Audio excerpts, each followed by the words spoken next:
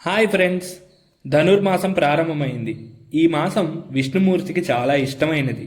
అందుకోసం మేము ప్రపంచంలో ఎక్కడా లేనటువంటి మన శ్రీకాకుళంలో మాత్రమే ఉన్న విష్ణు మందిరం, అదేనండి మన శ్రీకూర్మం రావడం జరిగింది. ఈ దేవాలయ విశిష్టతను, చరిత్రను మొత్తం ఈ వీడియోలో వివరిస్తా. సో వీడియోని ఎక్కడా స్కిప్ చేయకుండా చూడండి. శ్రీకూర్మం విష్ణుమూర్తి కూర్మావతారంలో వెలిసిన ఏకైక పుణ్యక్షేత్రం. ప్రపంచంలో లేని దేవాలయం మన శ్రీకాకుళంలో మాత్రమే ఉండటం మన అదృష్టం. ప్రాచీన కాలంలో ఈ ఆలయాన్ని తూర్పు గంగా వంశీయులు 11వ శతాబ్దంలో పునర్నిర్మాణం చేశారు. సైన్స్ ఎంతో అభివృద్ధి చెందుతున్నా భారతదేశంలో పురాతన దేవాలయాలు కట్టడాలు ఎలా జరిగాయి అన్నది ఇప్పటికీ ఒక ప్రశ్నే. దేవాలయంలో అడుగు పెట్టగానే కుడి మరియు ఎడమ పక్కల వైపు పాలరాతిపై క్షేత్ర విశిష్టత, అలాగే శ్వేత పుష్కరిణి ఎలా ఏర్పడింది అన్నది వివరించడం జరిగింది. మరియు విష్ణుమూర్తి దశావతారాలను కూడా చాలా చక్కగా అక్కడ రాసి పెట్టారు.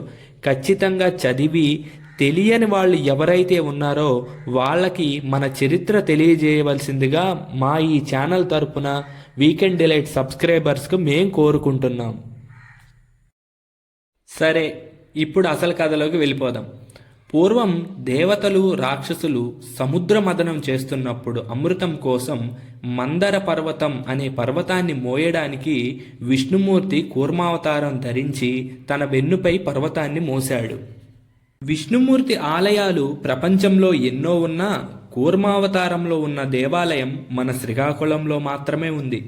సాధారణంగా ఆలయంలో దేవతలు తూర్పు వైపు దర్శనమిస్తారు, కానీ ఈ విగ్రహం మాత్రం పడమర దిశగా దర్శనమిస్తుంది. ఈ ఆలయంలోని శాసనాలు దాదాపు 11వ శతాబ్దంలోనివని చరిత్రకారుల అభిప్రాయం. అలాగే ఇక్కడ పితృకర్మలు చేస్తే మోక్షం లభిస్తుందని భక్తుల ప్రగాఢ విశ్వాసం. గర్భగుడి లోపల ఓం అనే శబ్దం కూడా వచ్చినట్లు భక్తులు అనుభూతి చెందుతారు.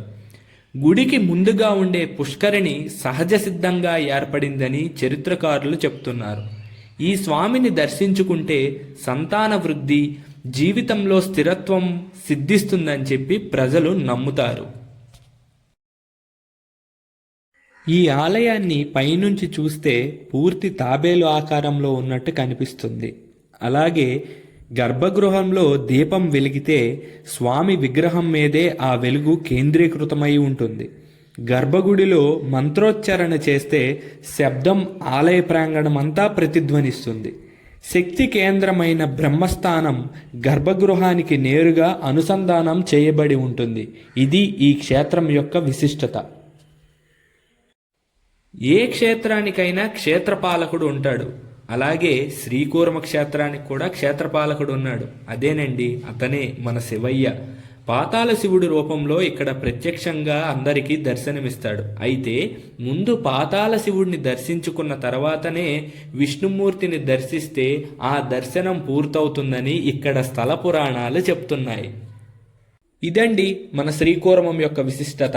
ఈ వీడియో నచ్చినట్లయితే లైక్ చేయండి. మరిన్ని ఇంట్రెస్టింగ్ వీడియోస్ కోసం మా ఛానల్ సబ్స్క్రైబ్ చేసుకోండి. This is Pavan Kumar Tanikella signing of.